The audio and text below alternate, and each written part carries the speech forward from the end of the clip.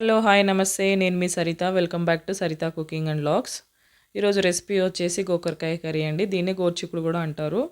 So taste అయితే చాలా బాగుంటుంది. ఇలా చేసుకుని మనం అంటే రైస్లో, రోటీలో, చపాతీలో దేంట్లోకైనా తినొచ్చు. దేంట్లోకైనా చాలా బాగుంటుంది. దానికోసం అయితే ఇక్కడ నేను పావు కేజీ వరకు అయితే నేను గోకరకాయలు తీసుకున్నానండి. పావు కేజీకి సరిపడే ఇంగ్రీడియంట్స్ మాత్రమే ఇక్కడ ఇందులో వేస్తున్నాను. మీరు కావాలంటే ఎక్కువ చేసే వాళ్ళైతే పెంచుకొని వేసుకోండి. సో ముందుగా నా ఛానల్ ఎవరైనా ఫస్ట్ టైం చూసినట్టయితే మాత్రం కంపల్సరీ సబ్స్క్రైబ్ చేసుకోండి. సో ఇప్పుడైతే ఒక కడాయి పెట్టుకొని అందులో ఒక 2 టేబుల్ స్పూన్ వరకు అయితే ఆయిల్ వేసుకున్నాను. అలానే తర్వాత కొంచెం పోపు దినుసులు వేసుకొని, ఎండుమిర్చి వేసుకొని అవి కాస్త ఫ్రై అయిపోయిన తర్వాత ఇప్పుడు ఇందులోకి అయితే 1 ఆనియన్ వేసుకోవాలి. 1 ఆనియన్ అలానే ఒక 2 పచ్చిమిర్చి, కొంచెం కరివేపాకు వేసుకోవాలి. ఆనియన్ కాస్త ఇలా మగ్గిన తర్వాత ఇప్పుడు ఇందులోకి ముందుగా కట్ చేసి పెట్టుకున్న గోకరకాయలు అయితే వేసుకోవాలి.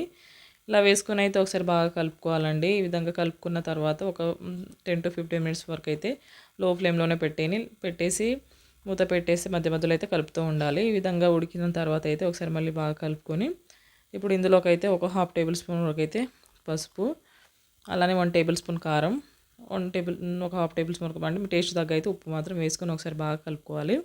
ఇలా కలుపుకున్న తర్వాత ఇప్పుడు ఇందులోకి 1 టమాటో కట్ చేసి వేసుకోవాలండి. సో టమాటోతో చేసుకుంటేనే బాగుంటుంది. ఇలా చేసుకుంటే ఏంటంటే గ్రేవీ లాగా వస్తుంది కాబట్టి మనకంటే రోటీలో కూడా చాలా టేస్ట్ ఉంటుందండి.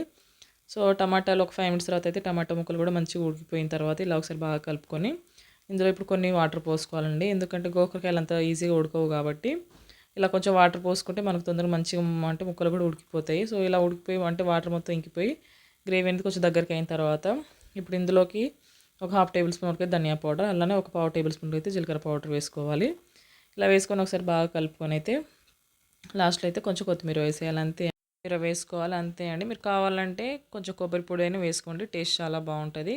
సో ఇలా చేసుకుంటే గోకరకాయ అయితే రెడీ అండి. సో వీడియో నచ్చి మాత్రం కంపల్సరీ లైక్ చేయండి. అలానే మీ ఫ్రెండ్స్కి, రిలేటివ్స్కి షేర్ చేయండి. మరిన్ని రెసిపీస్ కోసం నా ఛానల్ని అయితే సబ్స్క్రైబ్ చేసుకోండి. Thanks for watching.